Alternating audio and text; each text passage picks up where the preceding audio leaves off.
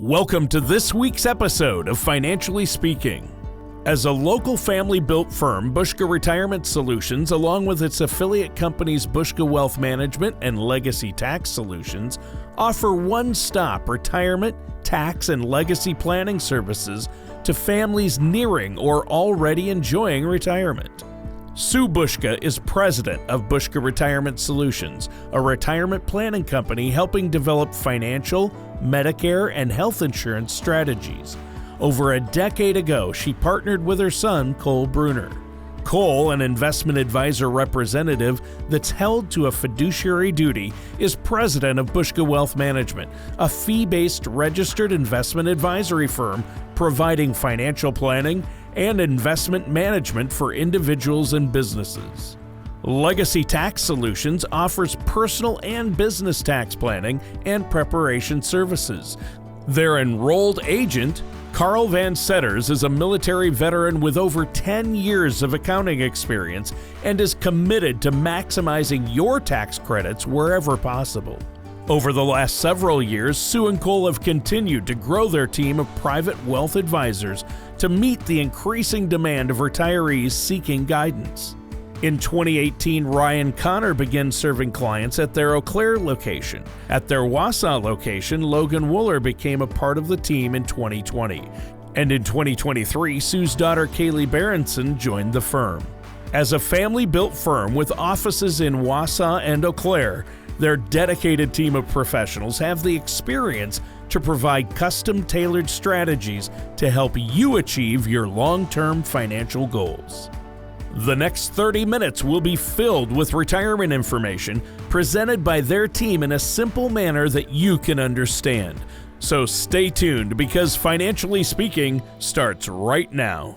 How important is it to pay off debt before reaching retirement? Today, I want to talk about the future of Social Security. Today, Ryan and I are going to talk about jobs that still have pensions and what to do if you don't have one.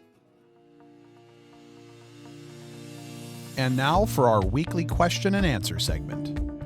Welcome back to Financially Speaking. Today I'm joined by Cole and Logan from Buska Retirement Solutions and Buska Wealth Management. We're going to be talking about planning for retirement, but before we do, if you have some questions you'd like to see answered, please email us at info@retirewithbuska.com. All right, gentlemen, thank you for joining me today. Of course. In this segment, we're going to answer some questions about debt in retirement. Okay. There's a lot of debt right now, right? Yeah, absolutely. So Logan, how important is it to pay off debt before reaching retirement? It can be a really valuable thing because when you get into retirement, you're on a fixed income now. So if you have those debts out there that you still have to pay on, expenses, that's going to impact what you can do in retirement. Now, when it comes to debt in retirement, I prefer not to see typically credit card debt. We'd like to have student loans done, but there are times and cases where we still may have a mortgage or even an auto loan because we need a place to live, we need shelter, and we also need transportation, especially when we're in more rural areas where we don't have the public transportation and all that. Yep. So debt is not a horrible thing to have.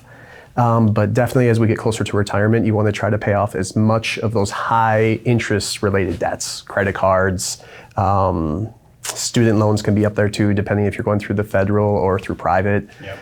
But try to get as much of that debt away as you can. Yeah, I think that's the most important part is focusing especially on the high interest debt because, your mortgage might be, 3, 4, 5% interest. That's not terrible, obviously.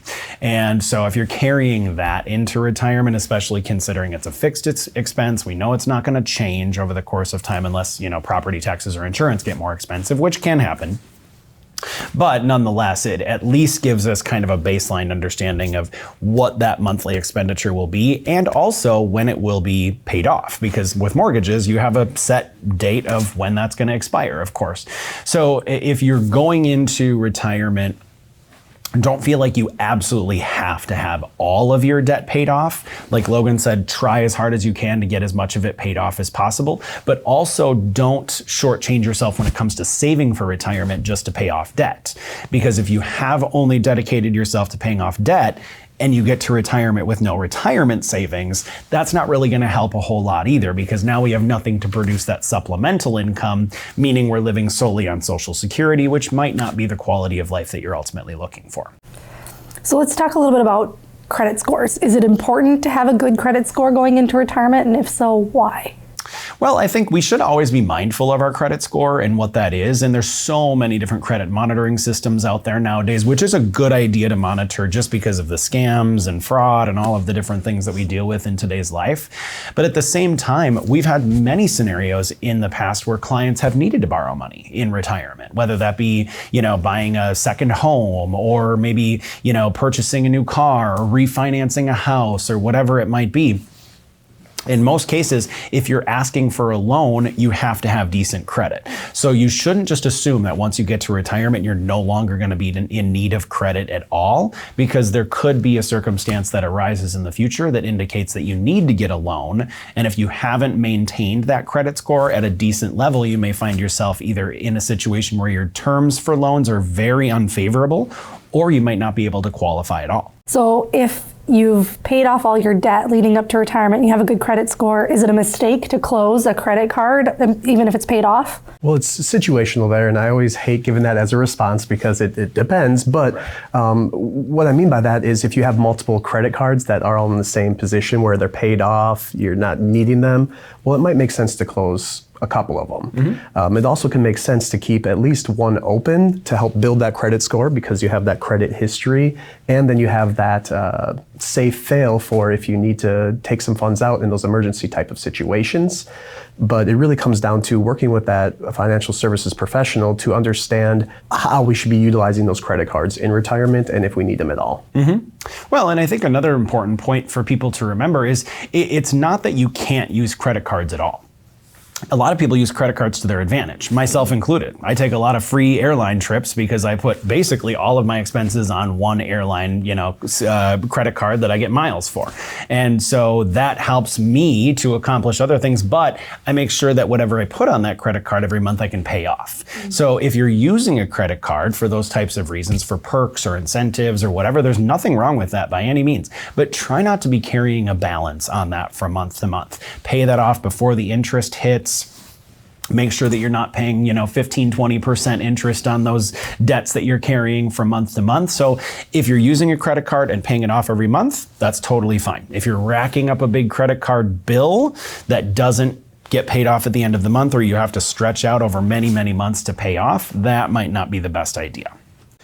Yeah, and understanding what your credit card, how it's set up. So if you're using a credit card to pay for gas because you can get 3 cents off, well, how much are you actually driving? How much is it actually saving you? Or is it costing more with those annual fees to have that credit card to get that discount? So it's really staying organized and understanding what perks and benefits you're getting from using these credit cards, and if they're actually helping or in some cases hurting. Yeah, absolutely. So you mentioned high interest rates on debt and on credit cards in particular. How hard is it to negotiate a lower interest rate with a financial institution? Sometimes it is possible. It's not necessarily an automatic, possibility, because some credit card companies aren't going to allow it whatsoever. Sometimes they might be a little bit flexible to work with you depending on your financial circumstances. If you've lost your job or there's some sort of reason as to why you're not able to maintain those obligations. But if it was just, financial irresponsibility, that's probably not going to be a good enough reason to get them to lower that interest rate, but it's always worth a try. There's nothing wrong with making a phone call and asking the question, because the worst that's going to happen is the answer is no. Well, we don't know unless we try, right? So I think it's worth making that phone call, explaining the situation to the representative at the credit card company, and seeing if they're able to do anything for you in terms of reducing rate or whatever it might be to try to get that balance paid off as quickly as we possibly can. And go with a plan. Don't just pick up the phone and say, hey, can I get a lower interest rate? Right. Go in with a good plan of a reason why you would like that. And that can help out sitting down with someone too, because you can discuss why the rates are moving a certain way or why they're high, because banks, credit card companies are in business too. They're going to have to make their money, but at what cost to you, right? So go in with a plan and sit down with someone to talk about how you're going to have that discussion. Definitely. Well, Logan, Cole, thank you so much for talking to me about debt today. Of course. And thank you for joining Financially Speaking. We'll be back with more right after this. Close your eyes and picture retirement for a moment. What does your dream look like? Would your days be filled spending time with family and friends? Maybe you desire to volunteer or work a rewarding part-time job. Or do you envision traveling the world? Whatever your dream consists of, Buska Retirement Solutions can help you realize it. Call or go online to schedule a complimentary consultation today.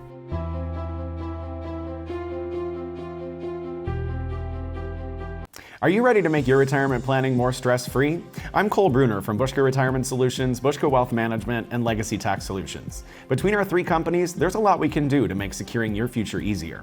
By creating a comprehensive retirement plan that incorporates retirement income solutions, investment management, estate planning, tax strategies, as well as health insurance and Medicare planning, you can retire with more confidence and peace of mind. Call us today or go online to schedule your complimentary review.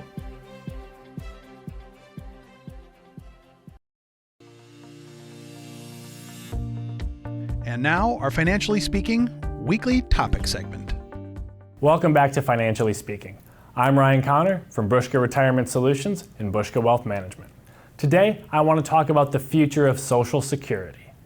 Many Americans are concerned about the future of Social Security because, for a lot of people, Social Security income is one of the most important elements of their financial strategy for retirement. An Investopedia article titled, "What Will Social Security Look Like When You Retire?" presents some information that I think will help us discuss this very point. First, it addresses Social Security's future.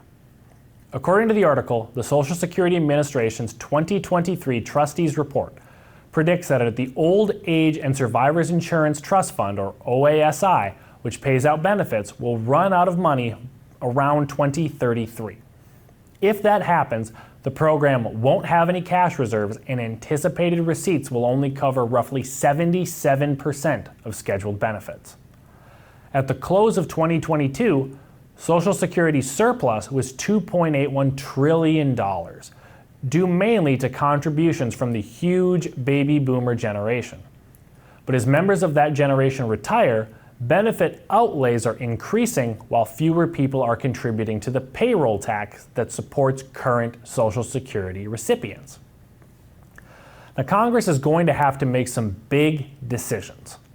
Certainly, changes must be made to Social Security, and many possible solutions have already been discussed. The Social Security Administration often provides estimates about what specific proposals would mean for Social Security's bottom line. Ultimately, what Social Security looks like in 2033 and beyond is going to be up to lawmakers. Now, historically, lawmakers have increased payroll taxes and less often have chosen to increase the retirement age for benefit eligibility to keep the program in the black. Now, if you're worried about the future of Social Security, you may want to think about retirement solutions beyond Social Security. Many Americans do retire with only Social Security as their most reliable source of income that can make your retirement difficult. In many cases, Social Security isn't going to be sufficient for many people to maintain their ideal lifestyle, let alone enjoy the things that make retirement rewarding, like travel and new hobbies. Even if Congress manages to come up with a solution that puts Social Security back on solid long-term footing, people shouldn't assume that the program is the only retirement strategy they'll need. After all, even now, Social Security barely covers living expenses for many beneficiaries. As the Investopedia article notes, the average monthly Social Security checks adds up to about $1,915. Meanwhile, according to the National Council on Aging, the average monthly cost for assisted living is around $4,500. That's just one example of how Social Security payments and retirement costs are mismatched. It's also worth noting that some people bring in far less than average. In 2023, the poverty line for a single person was $1,255 a month. That would only cover about 27% of the average monthly cost of assisted living. So, how do you make sure you have enough money for everything you need when you leave the workforce? Well, as the Investopedia article notes, you should take advantage of whatever time you have between now and the date you're targeting for retirement and save, save, save. Save as much as possible into an account such as a 401k or an individual retirement account. If your employer offers a match, contribute as much as you can so that you can take advantage of it. The employer match is free money, and you may regret leaving that on the table. It's also a good idea to start saving early. If you're now in your 20s, you may want to start saving for retirement today, even though it seems very far off. However, if you're even older, perhaps in your 40s, you still have a pretty long runway for saving money. Remember, it's never too late to start saving. So even if you didn't start in your 20s, which is ideal, you can still save. It's worth noting that while there are concerns about the future of Social Security, there are no plans for the program to end. If it did, the economic consequences would be dire, as many retirees who rely on it would experience poverty, and it would be extremely harmful to the economy overall. In other words, the end of Social Security wouldn't just affect seniors. I believe lawmakers may eventually step up and make a change so that Social Security recipients don't have to face benefit cuts. That may mean they'll have to enact some kind of cost-saving measures, perhaps like raising the retirement age or adding a means test for certain payees. So, for all of you worried about Social Security, if it won't exist at all when it's your turn to retire, I believe your fears may be misplaced. However, I also believe that you shouldn't rely solely on Social Security for your retirement income. That's not a great idea today, and it likely will not be a better one tomorrow. If you have concerns about Social Security and your future benefits, contact our office today at retirewithbuska.com or give us a call at 715-355-4445. We'll be right back with more Financially Speaking after this. Have you heard the term fiduciary before? According to Investopedia.com, being a fiduciary means being legally bound to put your client's best interest ahead of your own. Did you know that investment advisors have a fiduciary duty to clients, but broker-dealers just have to meet the less stringent suitability standard, which doesn't require putting their client's best interest ahead of their own? At Buska Wealth Management, all of our advisors are fiduciaries to provide our clients more peace of mind. Call us today or go online to schedule your complimentary review. Taxes can play a significant role in retirement. After all, they determine how much of your hard-earned savings you get to keep and how much you send to the IRS. But if you're like many savers, you probably don't know the total taxes that you could end up paying. At Buska Retirement Solutions, we believe information is critical to making informed decisions. So I want to share with you a resource that can help quickly evaluate your potential taxes in retirement. Visit BuskaRetirementTaxBill.com to generate your personalized report. And once you've seen your retirement tax bill, let's talk, because there may be ways to improve those numbers. And now our Financially Speaking weekly desk segment. Welcome back to Financially Speaking. I'm Sue Buska from Buska Retirement Solutions, and joining me today is Ryan Connor. Now today, Ryan and I are going to talk about jobs that still have pensions and what to do if you don't have one. That's right. Now, whether you're just starting out in your career or thinking of making a mid-career pivot, there are some options available to you. However, before we get into that, let's talk about how the percentage of jobs with pensions has declined. The Economic Policy Institute released an article titled "Private Sector Pension Coverage Fell by Half Over 2 Decades," which states that defined benefit pensions covered 35% of private sector workers in the 1990s.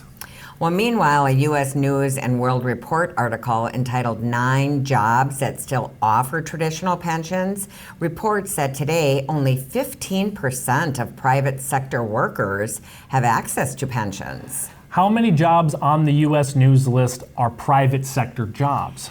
Well, I'm guessing most of them are public sector jobs, but let's go through the article and see. What's first on the list? So first on the list of jobs that still come with pensions, teachers. Okay, but Ryan, aren't teachers underpaid? Well, it depends on how you look at it. For the purposes of this conversation, let's stick to talking about retirement benefits. Now, according to the American Federation of Teachers, the average monthly payout for a retired teacher is $2,300. And meanwhile, the average Social Security retirement benefit is $1,907. That's right. So even if, as a teacher, your salary is lower than some other bachelor's degree holders, your pension may be larger than the average Social Security retirement benefit. Well, that makes sense to me. Plus, teaching can be a very rewarding career. So what's next on the list? So next, you may be able to earn a pension if you get a job with state or local government. Okay, this is a good example because state and local governments have many different departments doing many different things, which adds up to a lot of different types of jobs. You said different 3 times in that sentence. Well, it bears repeating, and the point is that no matter your skills, odds are there's a role for you in a government department somewhere. You can peruse your state job board and you may find openings from everything to accountants, to cooks, to plumbers, to IT specialists. So what's next on the list? Next up, utility companies. The U.S. News article says utility companies offer pensions to about 76% of their employees. Wow. But the article also says that some of these companies are curtailing some of their pensions and aren't offering them to new employees. Is that right? That is correct. It does indeed say that. So if you're considering changing jobs or careers to get a pension, make sure the utility company you're eyeing offers pensions to everyone, not just existing employees. That's fair. And the article says that many utility companies offer retirement accounts in addition to the pension plan. Well, that's great. If anyone watching this happens to work for a utility company that offers both a pension and a retirement account, please consider taking advantage of it and contributing to it. And chat with a financial services professional who can help you determine how much you need to put in. Great point, Ryan. So what's next on the list? Protective services. So what does that mean? So these are going to include police officers and firefighters. Okay, so wouldn't that go under state or local government? Technically, I suppose, but they do get their own category here. Well, those can be tough jobs to get. Hiring can be very competitive for police and fire jobs. That's right, and firefighting especially can be tough on the body. Sure. The good news is that a pension will cover you if you can no longer physically do the work. And these jobs might not be your best bet if you're making a mid-career pivot, but if you're young and you're looking for a career with a pension, you may want to consider working for a police or fire department. Right. Now let's talk about mid-sized companies. If you look at companies with 500 or more employees, you'll see that only about 27% of them offer pensions. But 35% of smaller companies, which have 100 to 499 employees, offer pensions, and 75% of companies with 50 to 99 workers offer pensions. The smallest companies with 50 or fewer workers offer pensions about 57% of the time. Wow. This seems like it could be pretty promising. Instead of changing careers, you can stay in your field and target mid-sized companies in your search. That's right. So how would you go about finding a mid-sized company? Well, you could try the Zoom Info database. It's not free, but it does list headcounts for each business. So what's next on the list? So next up is nurses. About 30% of registered nurses participate in pension programs. Well, that's a great example, and the article notes that nursing jobs are projected to increase by 5.6% by 2032. And nurses who work in hospitals are more likely to have access to a pension. So if you are currently working as a nurse and you want a pension, consider looking for a job in a hospital. And the downside of hospital work is that you're more likely to have to work holidays, weekends, nights. And a pension could outweigh that in some circumstances. Yes, you'll have to look at the pros and cons and decide what matters more before changing jobs. But that kind of cost-benefit analysis is necessary for any big change. So moving on, what's next? So next up is going to be transportation. About 40% of transportation workers, including some airline workers, are eligible for pension plans.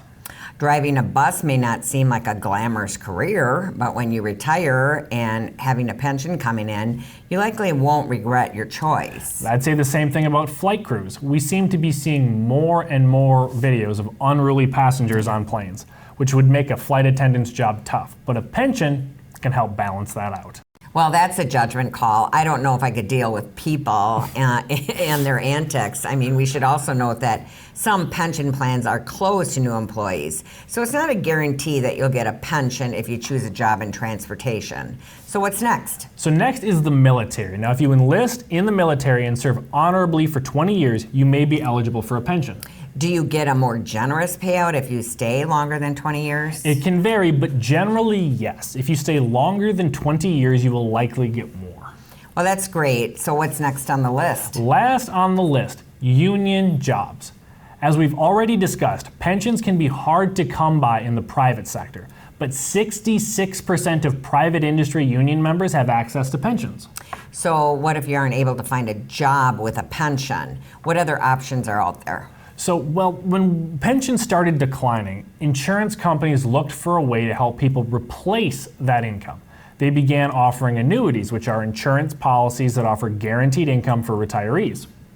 Okay, quickly, let's go over the pros and cons of annuities. Annuities are designed to be less risky than some other types of investment, and that's a positive. But you can also have a lower yield than other types of investments. And that's a con. You've got it. So how do you know whether you should choose an annuity? So a financial services professional should be able to help you determine whether an annuity is a good choice for your particular situation. Good advice as always. And that's all the time we have for today. If you have questions about pensions, annuities, or other retirement-related matters, contact our office today at retirewithbuska.com or give us a call at 715-355-4445. We'll be right back with more Financially Speaking after this. Close your eyes and picture retirement for a moment. What does your dream look like? Would your days be filled spending time with family and friends? Maybe you desire to volunteer or work a rewarding part-time job.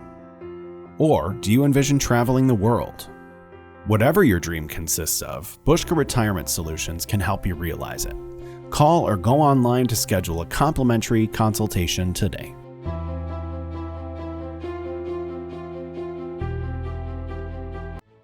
You've worked hard to save money for retirement, but wouldn't you rather thrive and not just survive your golden years? My newly released book, Golden Rules of Finance for the Golden Years, offers key tips for managing your retirement money and ensuring you have a more complete plan to make your retirement dream a reality. Call 715-355-4445 or visit buskabook.com to request your complimentary copy today.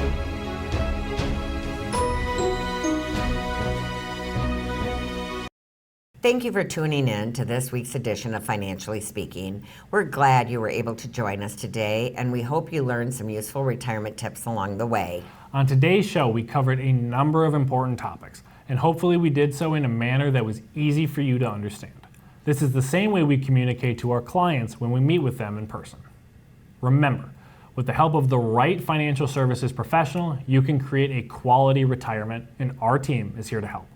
Right now may be a great time to get a second opinion on your retirement plan. Give us a call at 715-355-4445 or go to retirewithbuska.com to continue your retirement education, catch up on previous episodes of our TV and radio show, or schedule your complimentary, no obligation consultation. If you have any questions or comments about today's show, call us at 715-355-4445 or feel free to send us an email at info@retirewithbuska.com. Join us next week at the same time and same place for another episode of Financially Speaking.